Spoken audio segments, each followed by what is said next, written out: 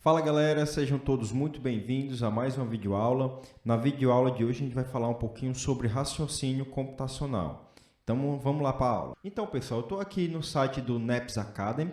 Para quem não conhece o NEPS Academy, ele é similar à ideia do Cendit, só que ele é mais voltado para competições, digamos assim, profissionais de algoritmo, tá?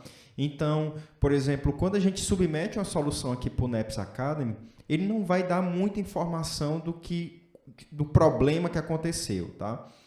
Então, ele só vai dizer se a questão está ok ou se ela teve algum problema, né? Os problemas são até parecidos com o que o Cendit fala. Só que o Cendit ele traz mais informações, né? A gente pode ver, por exemplo, qual é a entrada, o que foi que deu diferente, o que foi que a gente calculou errado e etc, tá? Já aqui no NEPS Academic não, ele só fala assim, olha, teve um erro aí de diferença, ou seja, a saída do teu programa não foi igual ao que a gente esperava. Pronto, tá? E ele não vai dar mais nenhuma ajuda, né? Se acontecer um erro em tempo de execução, ele não vai dizer qual o erro que aconteceu, tá? Ele só vai dizer, ó, aconteceu um erro, certo? E aqui no NEPS, né, eu quero trazer isso para que vocês possam capturar um pouco da ideia de como é que a gente resolve essas questões, tá? Qual é o fluxo de raciocínio que a gente tem que ter, tá certo? Por exemplo, ó, eu vou começar aqui com esses exercícios de programação da comunidade, ou seja, esses são exercícios que a própria comunidade que utiliza o NEPS criou, tá? E que estão disponíveis aí para quem quiser acessar, tá? Então, vou selecionar aqui por nível, ó, e eu acabei brincando aqui e eu já resolvi uma questão aqui muito fácil, sabe, gente? Assim, muito tranquilo, e é isso que eu quero mostrar para vocês como é que a gente tem que raciocinar. Vou começar por ela, tá? Complexidade. Depois a gente vai vendo alguma outra questão aqui, onde a gente vai construir do zero, tá? Então, eu nunca resolvi essas questões, nunca nem li, não sei nenhum enunciado delas, e o que eu quero mostrar para vocês é exatamente isso. Qual é o raciocínio, como é que a gente deve começar a resolver essas questões, tá? Então, vamos aqui para a primeira aqui, ó. Complexidade foi adicionado por João Gustavo, tá? Então, ó, vamos ler aqui o enunciado. Eva é uma pessoa que gosta muito de assistir e acompanhar séries de sucesso de todo mundo. Ela também gosta de discutir em fóruns e grupos de redes sociais suas teorias, interpretações, análises e visões sobre o assunto tratado em suas séries prediletas. Ela começou a assistir uma série recentemente que trata muitos temas delicados. E para ela, quanto mais ela fica encabulado com uma série, melhor essa série é. No entanto, ela percebeu que pouquíssimas pessoas entenderam o final dessa série. Baseado nisso, Eva começou a fazer um estudo para levantar quantas pessoas entenderam os últimos episódios. Após fazer várias enquetes em diversos meios de comunicações diferentes e levantar todos os dados pesquisados, Eva chegou a uma conclusão, resumida na seguinte frase: ninguém entendeu o final. No entanto, ela sabe que os dados são imprecisos, pois, por mais que tenha feito muitas investigações, os meios de comunicações utilizados não são confiáveis. Então, foi feita uma nova estimativa, pois ela acredita que pelo menos uma ou outra pessoa deve ter entendido a mensagem que a série quis passar para o público geral, sendo essa estimativa que, a cada 1 milhão de pessoas que assistiram, uma pessoa entendeu o final. Mas Eva precisa de dados mais precisos. Ela quer saber quantas pessoas aproximadamente entenderam o final da série. Apesar de sempre trabalhar com números, ela tem uma certa dificuldade para calcular isso. Então, dado quantas pessoas assistiram a série, diga para Eva qual a quantidade de pessoas que entenderam o final.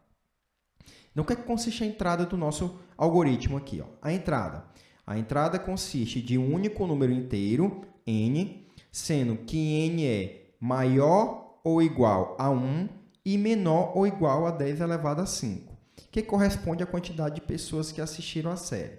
A saída é formada por um número que representa a quantidade de pessoas que entenderam o final da série de Eva. Então, vamos ver aqui, ó, exemplos de entrada. Tenho aqui 56.000, 30, 900, né? E os exemplos de saída aqui, 0, 0 e 0. Tá? Então, gente, normalmente, eu gosto de começar a resolver esses algoritmos. Deixa eu tentar enviar aqui uma questão. Exatamente tentando simplesmente conseguir imprimir uma das saídas, né? E o que eu fiz foi exatamente aqui, né? Isso está aqui a linguagem de programação Python, mas eu vou colocar aqui em Java, né? Então, acho que aqui é public class main, tá? No sendit se lembra que é principal. E aqui eu vou botar public static void main string abre e fecha o colchete args. E aqui eu vou fazer simplesmente isso aqui, ó, system.out.println.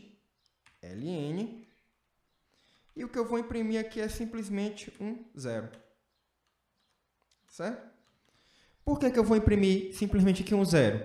Porque se a gente for ver aqui, ó, todos os exemplos de saída, né, estão zerados aqui, né? Então vamos manter isso daí, tá? Já que está tudo zerado, vou simplesmente manter isso e vou clicar aqui em enviar e vamos ver o que é que ele vai dar aí de resposta. Então a solução foi enviada, ó, esperar aqui a resposta do juiz, ó, e solução correta, né? A gente já de cara já resolveu a questão. Agora vamos entender, gente, por que isso já deu certo, né? Por que todos esses exemplos de saída aqui vieram zerados, né? E aqui, ó, tem duas situações que estão até destacadas, né? A primeira, ó, ninguém entendeu o final, então já está deixando mais ou menos claro, ou seja, que se a saída é a quantidade de pessoas que entenderam o final, no próprio enunciado está dizendo aqui, ó, que ninguém entendeu o final, né? E a outra é que ela fala aqui, ó, a cada 1 milhão de pessoas que assistiram, uma pessoa entendeu o final, certo? Ou seja, a cada 1 milhão de pessoas que assistiram, uma pessoa vai entender o final. Só que o que acontece aqui? A minha entrada, ó, ele está dizendo que o n, ó, ele é maior ou igual a 1 e menor ou igual a 10 elevado a 5. Só que 10 elevado a 5 nunca vai dar 1 milhão.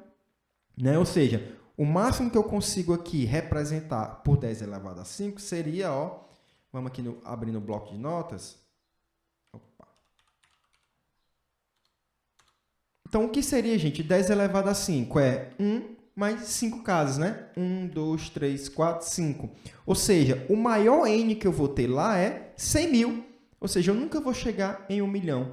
Por isso que a resposta aqui, ó, seria sempre 0 aqui, né? Todos os exemplos de saída foram zerados, né? Porque a gente não tem nenhum exemplo de entrada aqui que é maior que 1 milhão. Tá? Então, perceba que, às vezes, uma questão tem um enunciado, às vezes grande, né? Complicado, e quando a gente vai ver, a resolução do algoritmo é bem simples. Tá? Então, essa daqui, beleza, só para a gente esquentar, né? Vamos agora para a próxima. Bom, galera, ó, a segunda questão que eu vou resolver é essa classificação de triângulos, tá? Então, classificação de triângulos foi adicionada por Rui Barreto, né? E vamos ler aqui o enunciado dela. Ó. O Joãozinho está a aprender como se constrói triângulos. A professora de matemática disse-lhe que apenas é possível construí-los, né, caso as seguintes condições forem verdadeiras. A tem que ser menor que a soma, né, de B mais C.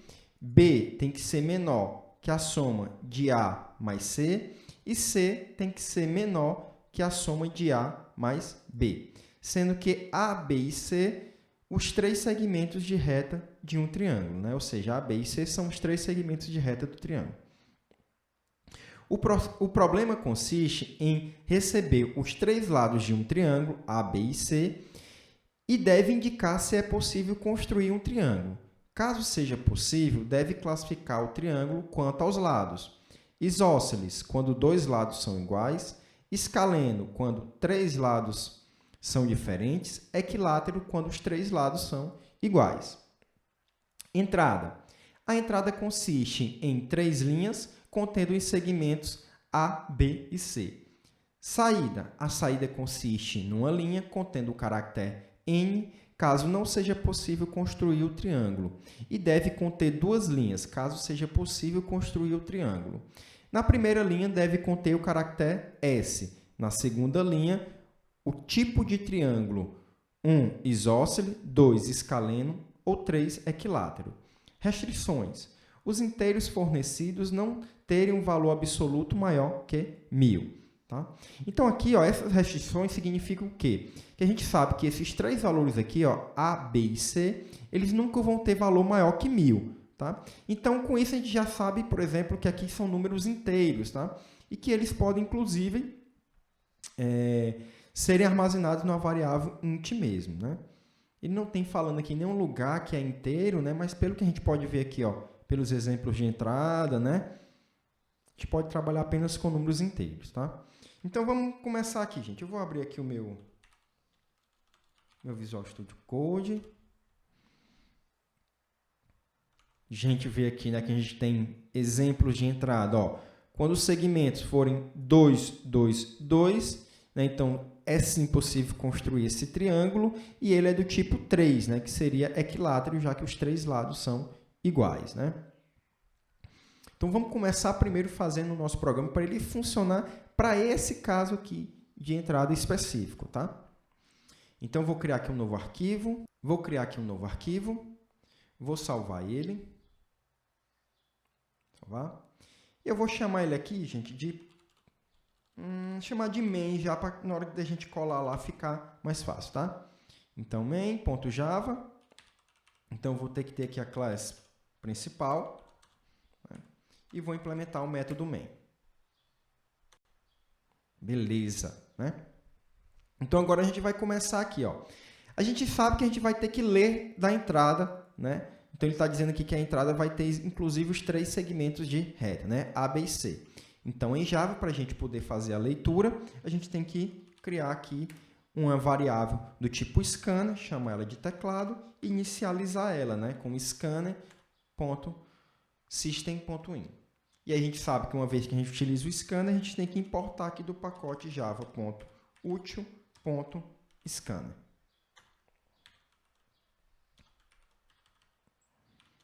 Beleza, né? Então, a partir daqui, a gente já pode agora definir as variáveis e fazer a leitura dos dados dela, né? Então, vou ter a variável int. Vou usar os mesmos nomes que ele está colocando aqui, né? A, B e C. Int A é igual teclado.next int. Int B é igual teclado.next int. Int C é igual teclado.next int. Percebe, gente, que eu estou usando aqui esses autocompletadores de código, né? Eu vou digitando, já vai aparecendo um monte de complemento aí, mas eu recomendo que vocês exercitem isso, né? Tentem digitar mesmo, ou tentem escrever no papel para que isso facilite a memória de vocês, tá? Para que vocês armazenem esses comandos de uma maneira mais fácil, tá? Então, beleza, ó, gente. Uma vez que a gente fez a leitura dos 3 segmentos de reta, a gente tem que ver se isso daqui é verdade, né? Ó, se isso daqui é verdade, tá? Então, eu vou ver aqui, ó. Se, né? Então, ó, se A é menor que B mais C, é isso? E o que mais tem que ser verdade, né? E B tem que ser menor, né? Que A mais C. Então, ou seja, vou fazer aqui, ó, separadinho aqui, ó, I, né? Aqui. B tem que ser menor que A mais C, né? E C, parênteses, C tem que ser menor que A mais B. Beleza? Então, isso daqui é o que ele está dizendo aqui, ó. Se essas 3 condições aqui forem verdade, que a gente poderia até reduzir, nem precisaria fazer elas todas, né? Mas vamos fazer aqui igual está aqui no enunciado da nossa questão. Então, ó, se as 3 forem verdades, ó, então eu vou colocar aqui outro parênteses aqui, ó, para englobar todas essas expressões, ó. Então, se isso daqui for verdadeiro, então é possível construir esse meu triângulo, tá? Então, eu já poderia imprimir aqui, ó, system.out.println e o que é que ele quer aqui? O caractere S maiúsculo ou N maiúsculo, né? Então, S maiúsculo. Então, sim, é possível a gente construir esse triângulo, né? Caso contrário, se aquilo dali não for, então a gente vai imprimir o N, né? Ou seja, não é possível a gente construir um triângulo com esses 3 segmentos de reta. Beleza? Então, agora a gente vai, ó, se for possível, a gente tem que ver se ele é, né? Se ele vai ser isósceles, escaleno ou equilátero. Mas antes da gente verificar isso, gente, vamos testar logo esse caso de entrada aqui, para ver se a gente já recebe logo esse N aqui de cara, tá? Então, eu tenho 2, 3 e 8. Então, eu vou executar aqui o meu algoritmo. Então, executar, iniciar a depuração. Então, ele vai abrir aqui para mim, ó. Então, os casos de entrada lá são 2, 3 e 8. Então, vamos aqui. 2, 3 e 8. Tá? E a resposta foi N, né? Então, para aquele caso lá, já deu certo, né? A gente já está tranquilinho. Vamos testar, então, esse caso aqui para ver se a gente consegue, pelo menos, imprimir o S, né? Aí a gente continua o desenvolvimento do nosso algoritmo. Então, 2, 3 e 4. Então, vamos colocar de novo o nosso programa para executar. Então, 2, 3 e 4. Ó, conseguimos aqui já o S, né? Então, vamos só terminar aqui a nossa lógica. Aparentemente, né, está funcionando. Deixa eu fechar aqui. Tá para cá. Pronto. Beleza. Então, ó, caso seja possível a gente construir esse triângulo, a gente vai fazer agora as verificações para a gente saber se ele é um triângulo equilátero, se ele é isósceles ou se ele é escaleno, né? Então, vamos lá. Então, ó, se os três lados forem iguais, gente, então a gente sabe que, se os três lados são iguais, a gente sabe que ele é equilátero, né? Então, se A é igual a B e A é igual a C e A igual a e B igual a C, então significa que ele é equilátero. Só que aqui, gente, ó, se A é igual a B e A é igual a C, né? Então, é óbvio que B vai ser igual a C, né? Então, a gente já pode, inclusive, ó, tirar isso daqui, tá? Simplificar esse nosso if, tá? Mas, senão, a gente poderia colocar também, sem nenhum problema, tá? As três verificações, tá? Poderia colocar isso aqui ainda entre parênteses para deixar bem claro, né? Quais são as comparações que eu estou fazendo, beleza? E que vai dar preferência e do gosto de cada um, tá?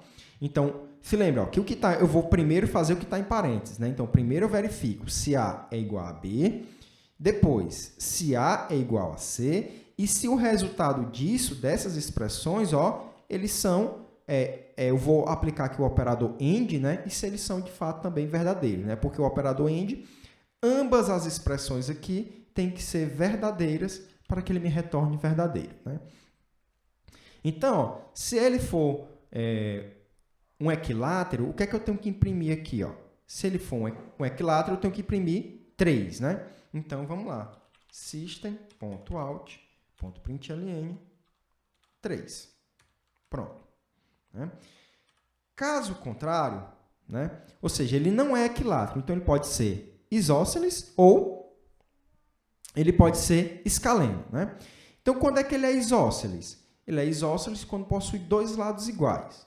Tá? Então, vamos verificar aqui na questão aqui do escaleno. Ó, os três lados são diferentes, né? Então, se aqui a gente viu, ó, que os três lados são iguais, como é que a gente pode verificar que os três lados são diferentes? Vamos aqui. Se A for diferente de B, né? E A diferente de C e B diferente de C, né? Então, ou seja, se essas três verificações aqui forem verdadeiras, então ele é um triângulo escaleno, né? Com três lados diferentes, tá? Então, percebo que aqui, ó, eu já não posso eliminar aquela verificação, porque o A pode ser diferente do B, o A ele pode ser diferente do C, mas o B pode ser igual a C, né? Que aí, nesse caso, ele seria isósceles, né? Eu teria aí dois lados iguais, tá certo? Então, por isso que a gente colocou aqui as três verificações. Tá? Então, nesse caso aqui, eu vou imprimir system.out.println e vai ser, ó, escaleno, né? Três lados diferentes. Então, o escaleno é 2. Tá? Imprimi aqui 2. E aí, caso contrário, ou seja, se ele não é equilátero, não é escaleno, é porque ele é isósceles, que aí seria o o 1.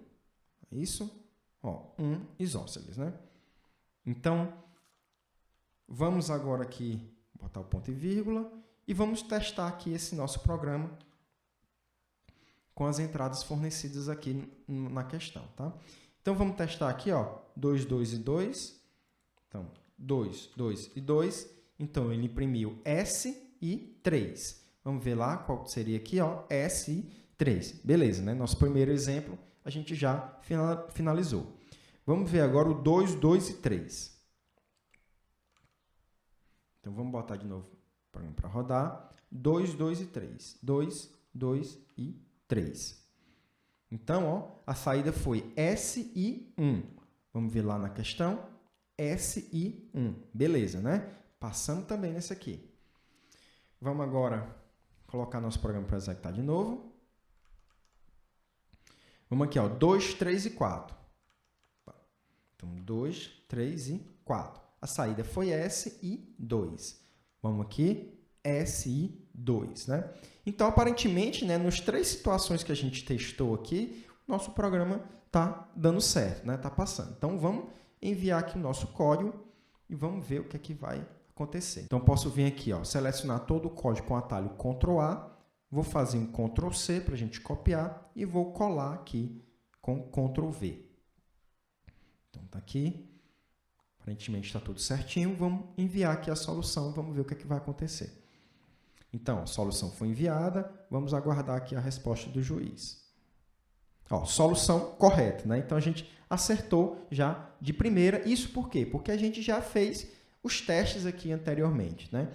Claro que a gente poderia ter esquecido de algum probleminha, algum detalhe, mas a gente conseguiu aqui resolver de primeira, tá? Espero que vocês tenham gostado da videoaula de hoje. Qualquer dúvidas, deixem aí nos comentários. Estamos à disposição de vocês. Espero que vocês estejam todos bem. Fiquem com Deus e até a próxima videoaula. Tchau, tchau.